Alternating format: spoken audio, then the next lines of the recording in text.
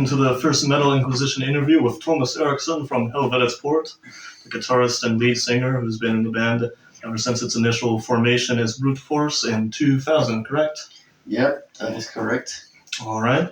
So the first question I'm going to ask you is heavy metal a lifestyle, and why? Yeah, I would say it's definitely a lifestyle, and I might not be the very best example myself, at least when it comes to the general notion of the heavy metal lifestyle being one of constant partying and stuff, because I don't do that very much. But I mean, I consider it as a lifestyle, as in it kind of, it dictates who I am, or that is what I am about. That's what I do. Like, think of heavy metal, do heavy metal, listen to heavy metal. I mean, a lot of stuff in life is about heavy metal, and that's kind of what makes it a lifestyle for me, even if I don't like party very much or do drugs and like live a rowdy lifestyle. Like the 80s glam metal, sleaze, excess. Yeah, I mean, I was kind of thinking, like, when I was in my early 20s, maybe I should try doing like those guys did, but I felt like it's kind of not really for me. Like that feeling of your life starting to slip away into depravity and stuff. I don't know. All right, that's a great answer.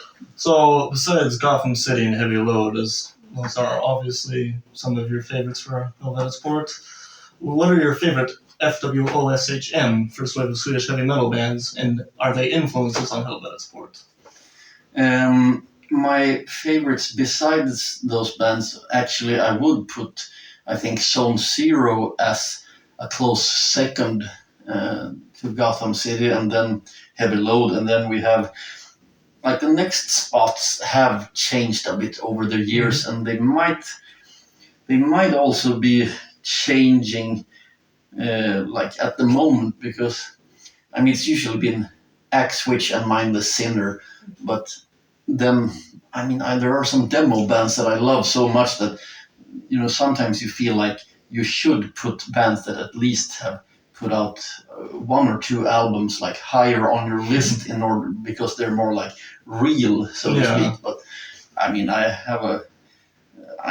sometimes I feel like putting like Witch at spot number 4 or something, and like also like Insane and Rubicon, stuff like that. Rubicon, formerly known as Snoggle. Yeah.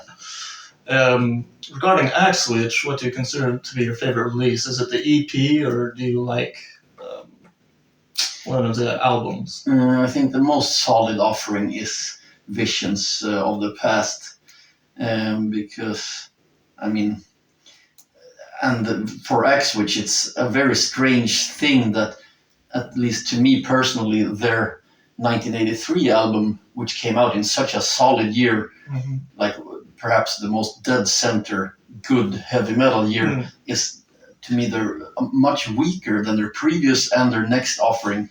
So I think Pray for Metal and Visions of the Past are much better than The Lord of Flies.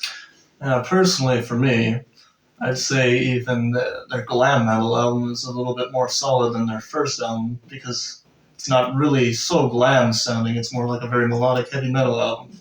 Are you a fan of that album yourself? Yeah, I like it very much. I don't consider it like as any sort of misstep, like music-wise. Only maybe the cover speaks of the music perhaps being more like mainstream, yet it is not. Yeah. I mean, the music is great. Maybe I think there's something about a guitar almost missing from the mix or something. Then if you think of that, maybe it can bother you a bit, but otherwise I think it's super solid. So you mentioned 1983. Do you consider that to be the best year for heavy metal overall? It is kind of in the middle, like the median best year of heavy metal, but in a way, more stuff, I think, from 1982 comes up at the top of my head, and also maybe 1984. So maybe 1983 was a bit of a black hole that somehow made like slightly worse output than the year before and after, just like in the case of X-Witch. That makes sense. So, going over my notes here, I wrote down, what do you think was the most harmful thing that happened to metal? Well, in the long run, I'm not sure, but the single worst thing as it happened was the rise of grunge in the early 90s, because, I mean, that's kind of the breaking point where the whole world like disowned this kind of more distanceless feeling of the late 80s, where stuff was a bit larger than life and ushered into a new era of like sarcasm and stuff, like with grunge and like the sort of humor that arose in TV shows at around that time. Yeah, people all of a sudden thought that heavy metal and that kind of style was like dorky all of a sudden. Yeah, I was going to say, it seems with the grunge movement, and definitely the post-grunge, it seems like for some reason metal taking it so seriously is seen as a cliche or a tacky thing, yet at the same time, there is absolutely no fun in modern rock music. It's like all like arms crossed and flannel shirts, all of that. And then you have, on the other hand, the very tongue-in-cheek, like parodic glam revival bands. Yeah. But I'm sure you know what I'm speaking of there. Yeah, so the world has had a rough time finding its way back to that, the good state of things. I mean, we are trying our best, and some other people are as well, but I think still that the world is not perhaps really ready for that same way of being as in the 80s. And that leads off to my next question. What do you think the future of heavy metal holds? Because it does seem that some of the younger generation, especially online, and mostly in this continent in Europe, younger kids, or at least Gen Z, like in their 20s, are getting into like 70s hard rock and 80s heavy metal. And it's still kind of a fringe thing, but it seems like there's more Gen Z people into that than even in the millennial generation, at least for me. And also, of course, with the future of heavy metal, a lot of heavy metal legends like Ragnar Valquist from Heavy Load have passed very recently, as well as Ross North, who sang in Tredegar and Cloven Hoof. Yeah. Well, the future is, in that regard, like people starting to die off is, well, there is only one thing that can happen, and that is that the world will have to be content with bands that have not originated in the 80s. Mm-hmm. I mean, those are still the biggest draws on festivals, but there comes a point where they just are not around anymore, and whether or not heavy metal will be as big then, or if people will kind of start to lose interest as the old heroes are starting to disappear, I cannot say, but I mean, in some form or another, the so-called new bands will be the only bands that exist. Yeah, that makes sense. And on a related note, with the Noatum scene that emerged in the 2000s, do you consider any of those bands your peers in some way? We had the ones that started to arise as we did, or when we did, we were often bunched together with In Solitude and Enforcer and Ram from Sweden. Mm-hmm. And of those, I think only In Solitude are no longer around. Yeah. The rest are around. I mean, those other bands, like they have like bigger record sales than us. Obviously, we've kind of remained slightly more underground than a lot of the other bands, more like a sort of cult band, perhaps. So I'm not sure if there's really any other band that has taken the exact same path of being around for a very long time, but still kind of really underground. Yeah. So I'm not sure there is really like a complete peer in that regard. Yeah, understandable. That leads into the next question. I know that you have said you're not too familiar with all the newer bands these days, but are there any newer, like post 2000s bands that you think are authentic to 80s heavy metal? Um, the the most authentic band that has like given the feeling closest to that of the 80s bands, I think, is Lethal Steel. And I don't know if we can expect anything more from them ever, but at least. As far as I know, most of them moved on to different projects. I believe Century and maybe the band Watcher. I might be drawing a mental blank. I think they might be connected. Yeah, the Victor, the singer, is Yeah. in Watcher, and I mean his voice is a big part of what made Lethal Steel. So Watcher are definitely worth checking out. Now, how do you think the Swedish heavy metal scene differs from the American metal scene? Because I noticed when you brought up bands, pretty much most of the bands we talked about have been Swedish, like even past and present. Um, I am not too familiar with what style is most common among the newest American traditional heavy metal bands. I don't know. Maybe you can tell me a bit what your idea is or your notion of the. I mean, of newer traditional heavy metal bands, obviously, I was trying my own band for a while, Treazon, and it's basically regrouping. Of course, there's also from Kentucky a band that I've seen, Blood Curse. They're kind of like Witchfinder General and Angel Witch. There's some bands in California I know of, not off the top of my head. You know, Hunt has a following, but they're not necessarily in this like same style as Helvetets Port. And then, of course, there's Grave Danger, who I've gotten kind of an infamous following online. And I know you've commented on some of their videos. What do you think of them? Oh yeah, Grave Danger is one of those bands that, I mean, to be honest, when you listen to a lot of new traditional heavy metal, you just skip past it. But that is a band that you don't really skip past. Not all songs are great, but they kind of draw you in anyway.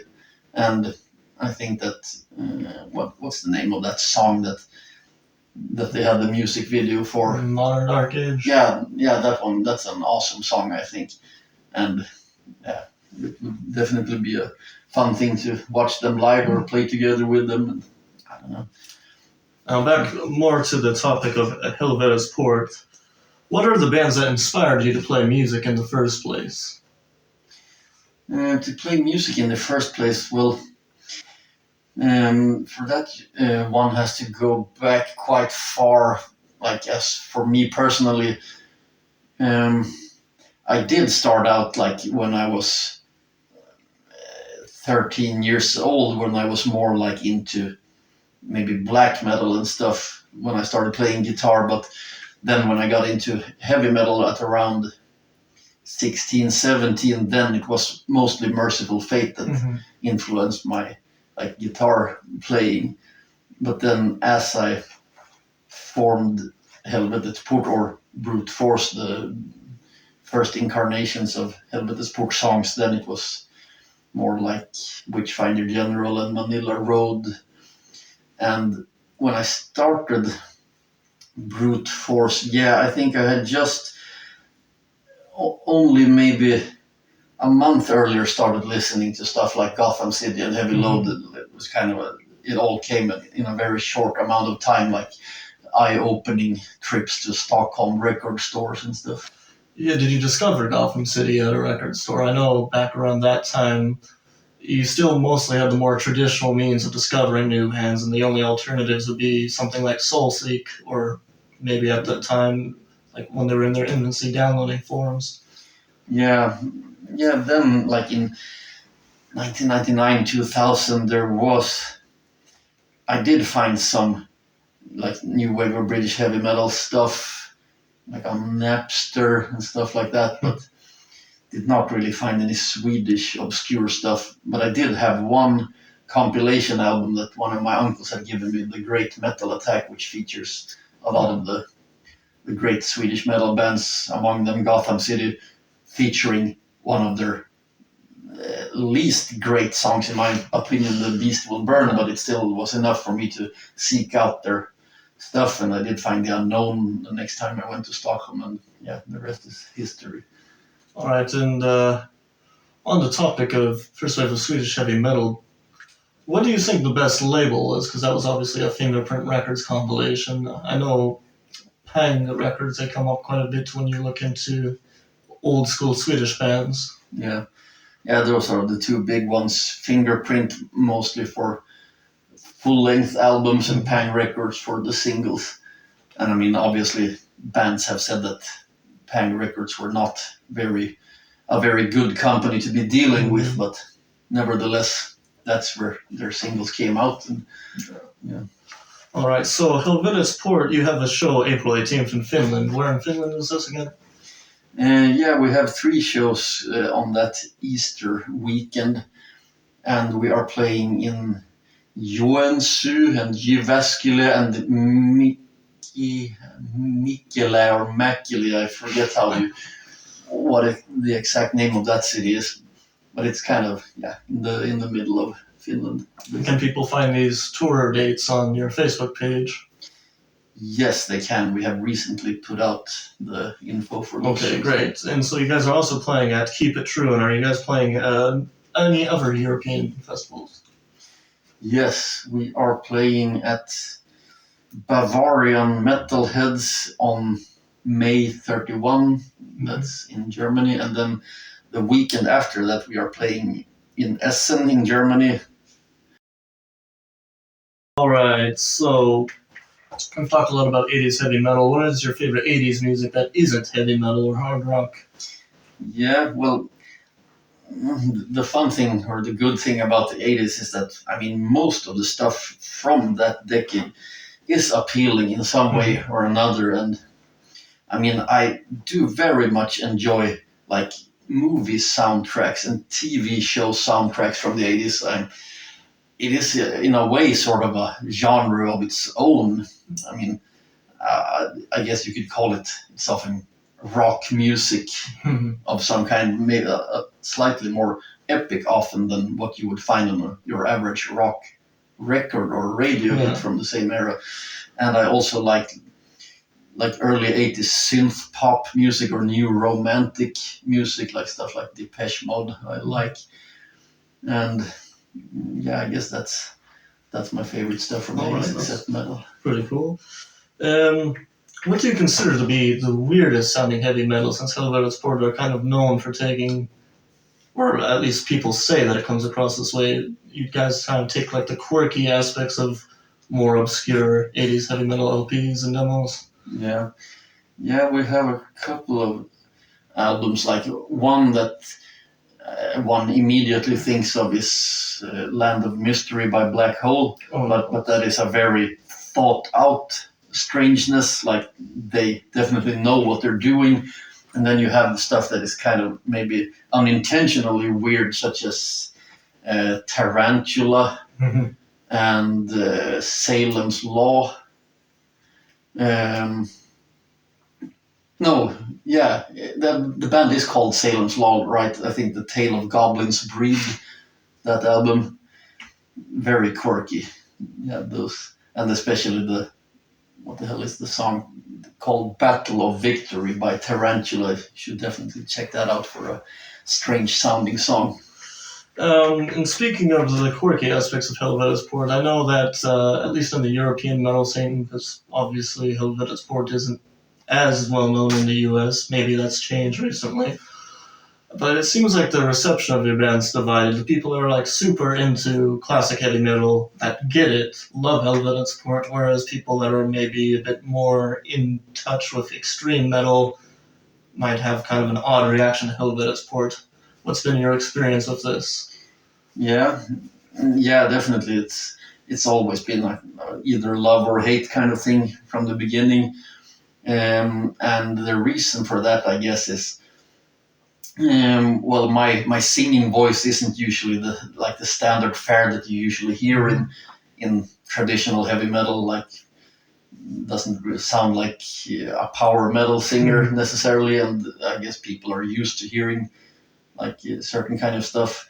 Like, for example, I think back to when I was maybe 10 or 11, and this stuff that you thought was good then was perhaps the catchiest, most easiest listening, radio friendly heavy metal. That was what caught your attention, and that maybe people who aren't used to listening to classic heavy metal still have those kinds of ears that they only can really perceive as good, that most mainstream sounding thing. That makes sense. On the flip side, on like a more positive note, it seems that Warlords, your most recent album, has had pretty good reception critically. How have you felt about that? Yeah, it has felt great, of course, and I was maybe not surprised, but I was I had not anticipated such a great reception. I mean, I think that maybe like the average score, so to speak, for our previous album was maybe 6.5 or 7 out of 10, and now it's more like 8.5 out of 10, which is a little more than I had expected. And I mean, the songs are a bit more straightforward, and I was maybe a bit worried that more die-hard fans would think that, yeah, maybe not obscure sounding enough. But then again, my perception of that is a bit warped. For example, when I consider one of our songs to be straightforward, maybe they sound super quirky to another person. And on that note, how do you feel like Helvetets Port has evolved over time, and do you have any musical direction planned for the next LP? Well, I think we have evolved as musicians, that we have become better at our stuff and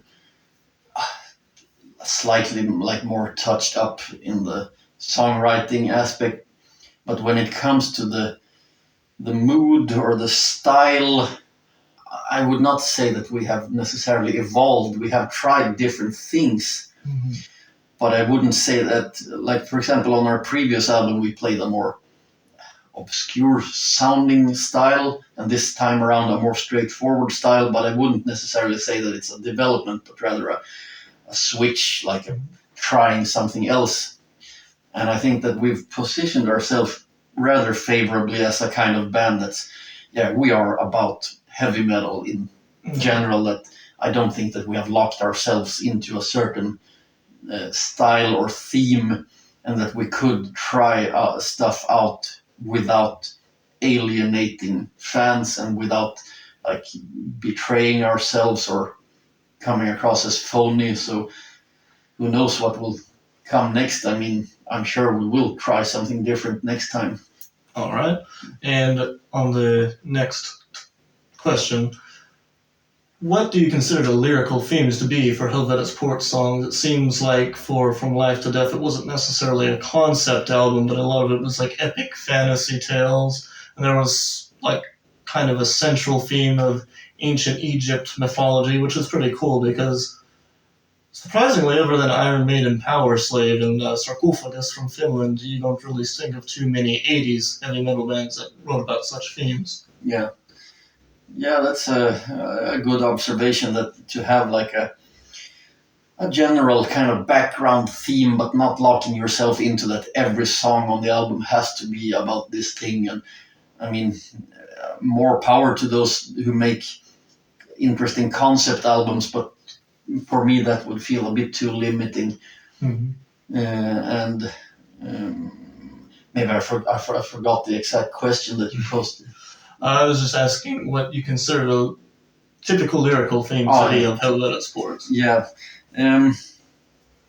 Well, it has been quite in line with the general themes, in that on our previous album it was more about older times, and now more about future times. But I think that the core maybe of Helvetets Port lies somewhere. I mean, this is more of a different venture for us. This latest album, maybe we are more slightly like our soul, so to speak, lies more towards the ancient times. But I mean, whatever we write, it's usually about some kind of fantasy stuff.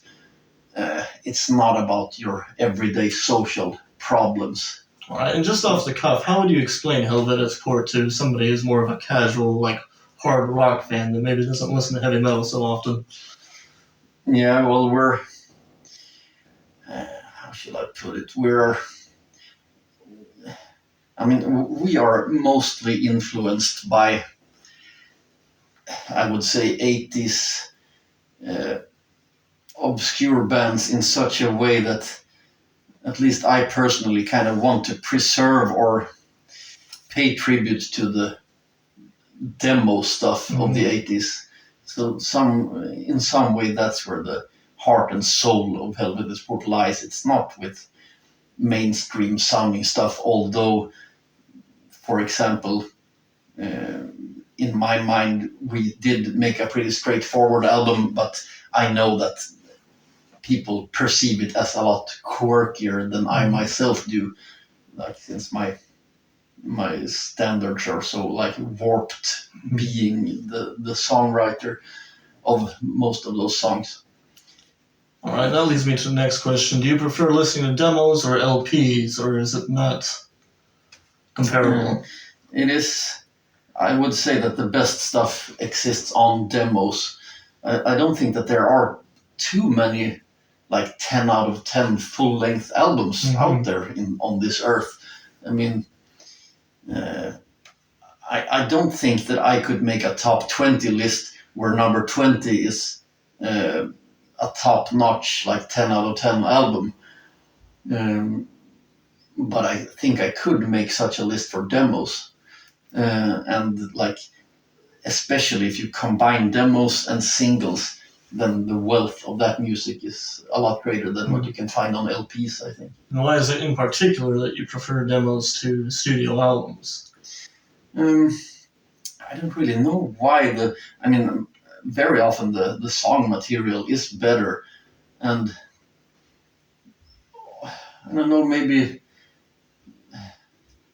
more bands had an opportunity to make a demo than bands had to make an album. And usually the first output of a band is usually the best. So if you had 50 bands that made an album, say, and then you had 100 bands that were able to make a demo, then it was still their first output, and there was more of that stuff, the demos, so that you have a bit more to choose from, and therefore you can cherry pick and have 10 out of 10 demo tapes to listen to. All right, that makes sense. And that leads into kind of an off-the-cuff question here. What is the best U.S. power metal demo you've heard? Power metal demo.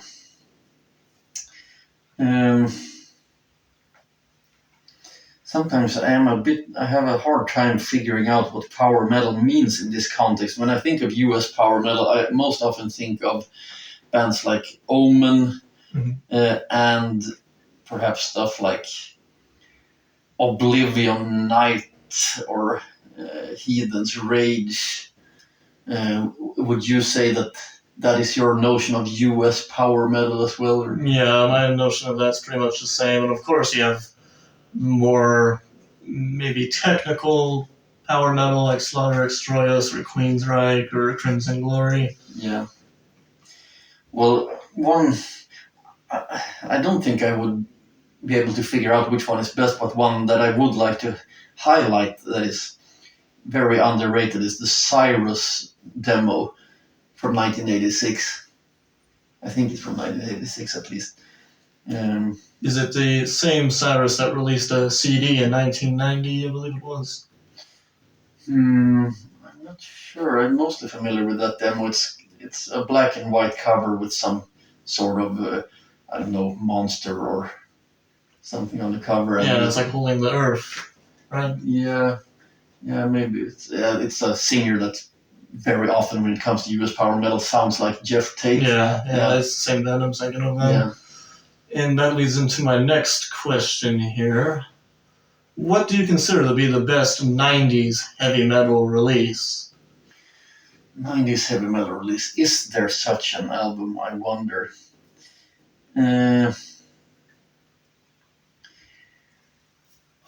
What could that be? I mean, I could take the easier way out and base it on one song alone, and that could be the Double Deuce mini LP. Mm-hmm. That's from '92, is it not? Yeah, and the singer on that one, he kind of, at least to me as a non-Swedish person, it kind of sounds like Ola Olsen from Nothing City. Yeah, that's an awesome release. And then you also have Shock Split Under Wraps. That's one from the 90s as well, or is it late 80s? Is it 89 or 99? Damn, I can't remember.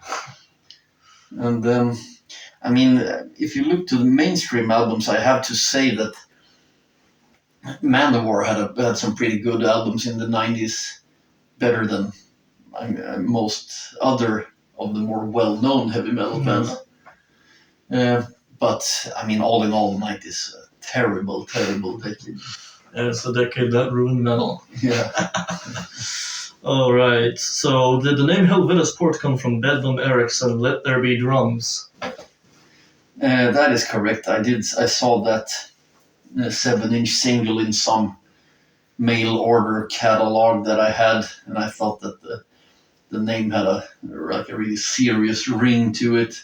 And I don't know, that was like when I just had started listening to bands like Onyx and Mats Svartro sang in Swedish, and I was very fascinated with singing Swedish in heavy metal and really wanted a Swedish name. And so that kind of, for me, it rings like a lot of 80s, especially more obscure bands, had often more ominous sounding names and the lyrical themes really represented. Like Witchcross didn't really sing any like occult themes on their album or anything like that, but they had that name. Mindless Sinner also, and then mainstream Judas Priest and Black Sabbath, of course, they have those ominous sounding names like that. So Helvetets Port, literally Hell's Gate in English, fits that. Yeah, and it's kind of it's also a challenge, because I have sometimes mentioned that when you sing in Swedish, you have to be extra heavy metal in order for it to not sound punk. And having like an occult name is also a bit of a challenge, in that you really have to distance yourself from like black or death metal, or so that people don't suspect you of being influenced by black metal. And so play the absolute most classic heavy metal you can play. And that's sort of an interesting thing you mentioned. A lot of the Swedish bands that sang in the native tongue, such as Jonna Quiz, Natsvart, Onyx, they sound all a bit punky at times. Do you think punk and heavy metal should mix, or do you think punk and heavy metal are two completely distinct genres? Sometimes they can have elements of each other that are pretty good. I do not think that the music styles themselves are a mismatch necessarily. There are some good crossovers, not intentional crossovers. I'm not sure if that really exists, but and I'm not sure why the Swedish language makes you think of punk, but it kind of does. But it's hard to tell why. But the theme, I mean, heavy metal to me is so much about more fantastical themes, and punk is the complete opposite. So I think there should be more of a divide. Yeah, that makes sense. And of course, some people know this. Some people that are a bit younger and don't know so much rock and metal history would be shocked to hear it, maybe, but like in the era of new wave of British heavy metal in England, if you were into punk, you didn't hang out with metal people, and if you were a long-haired metal guy like us, you'd be beaten up by skinheads. Yeah. So, what inspired you to release Lightning Rod Avenger only as a music video instead of like a music single? I think it started out with having written the song and thinking that it was really good, and then we had just released Exodus to Hell, and we did not really have other songs written at that point, so we knew that an album would be quite far away. And then we thought the song was so good, and we had like friends who were like ready to help out with music video making, and so we thought that let's just make a music video, and it was not even like a single, so to speak. It was only released as a music video, and then of course a couple of years later it appeared on the Man with the Chains mini LP, or maybe 1 year later, but in a different recording. Yeah. I mean, I personally prefer the music video recording, and I think that is a kind of a nice thing, that in order to listen to that song or that recording, you have to go to the music video, and so they kind of promote each other. And I know that many people consider having like a single song being released as a music video like that is perhaps, like, promotional wise or financial wise, not a good move, but I think it's at least a cool move. And I prefer most often to do what's cool rather than what's economical. That makes sense, because classic heavy metal is maybe not the most economically wise music to play nowadays. Yeah. However, I know that the Lightning Rod Avenger music video is still, for many people, like the most known Helvetets Port thing. So do you think in this modern age with YouTube that it's a great idea for bands to do music videos as a promotional tool?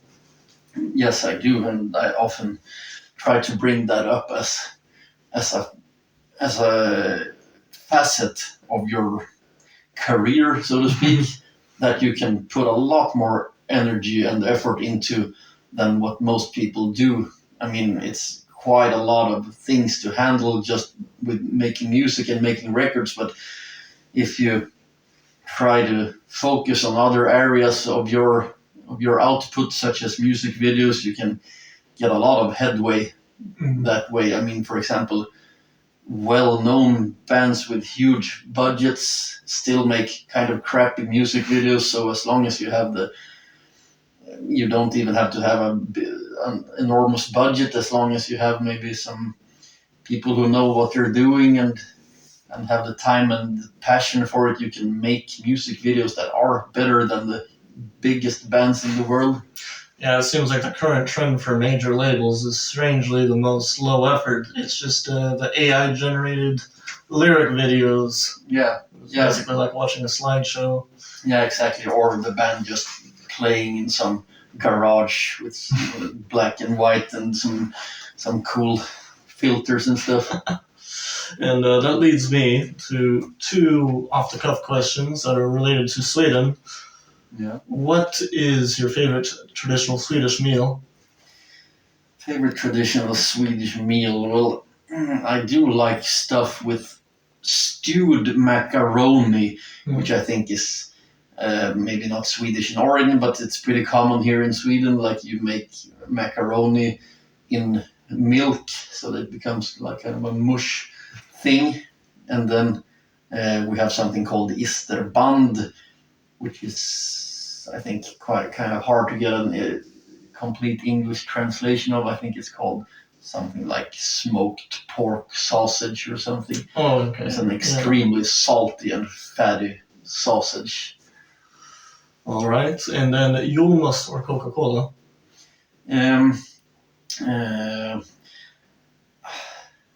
It's a difficult question. I mean, Julmust is very good indeed, but if I think Coca-Cola has more longevity to it, so I would have to say Coca-Cola. All right, that's a very interesting question.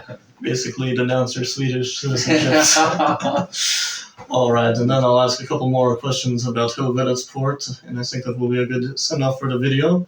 So, since you're both the singer and the guitarist, do you have any guitar influences? And then vocal-wise, do you have any singing influences in particular? Yeah, when it comes to guitars, I do not have any influences when it comes to playing style. It is more along the lines of what sort of stuff do you choose to play, like how do you write your guitar parts and stuff.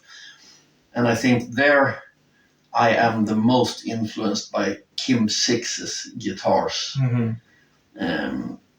It's, I mean, I'm not very good with the technical terms of guitar playing, but I mean the mix of single note stuff and two note stuff and like runs and melodies and riffs, like when you don't focus too much on one or the other, and how it all sounds so very like regal and serious and melancholic. Most often that's something I really find in the music of Kim Sixx, and I think that would be my biggest inspiration. And of course, Heavy Load.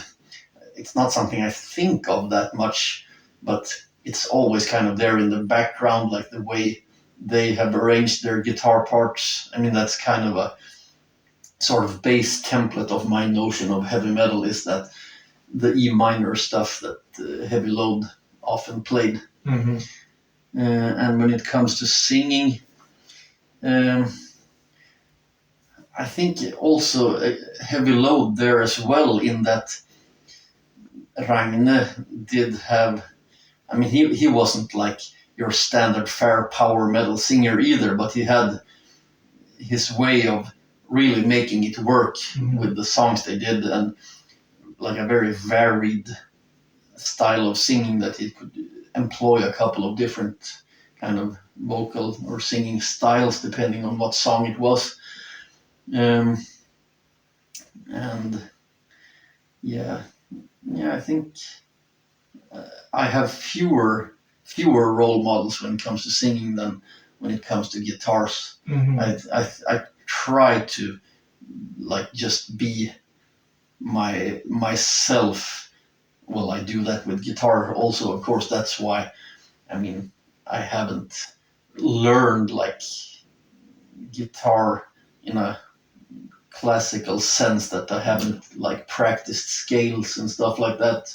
So I try to make most of my music making that just come from the inner depths of my own brain, so to speak. All right. So, in other words, you essentially consider yourself more of a songwriter than a purely technical guitarist. Yeah, I would say so. I mean, the songwriting is what I feel the most like at home with. I mean, I don't think that I necessarily have a great talent for singing or playing. I mean, I guess my style can have like a certain charm to it that you can probably hear that this is the result of someone just wishing it forward into existence, rather than basing it on what I've learned in some music school.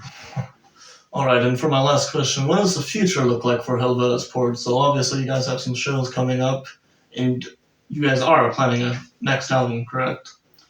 Yes, we're definitely planning an upcoming album, and hoping that we can shorten the time between releases even more now. I mean, it was 10 years between our first and second, and now 5 years between our second and third, and maybe we can even cut it down to 3 years or something this time around, or even better. And I mean, we have shows planned until October, and I guess we are looking to do more shows. Not sure how much more we can fit in there. I mean, as a couple of members are kind of have newly become fathers and stuff.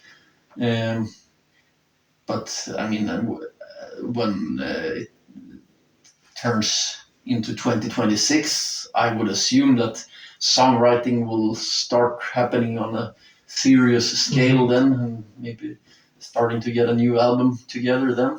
All right. Is there anything you'd like to say to the people viewing the video? Well, I guess maybe a lot of viewers are from America, since Dylan here is from America, and we would really love to play there someday. And I could see that I looked at our Facebook statistics the other day that the second the country that was second on the list of most like Facebook fans was the US.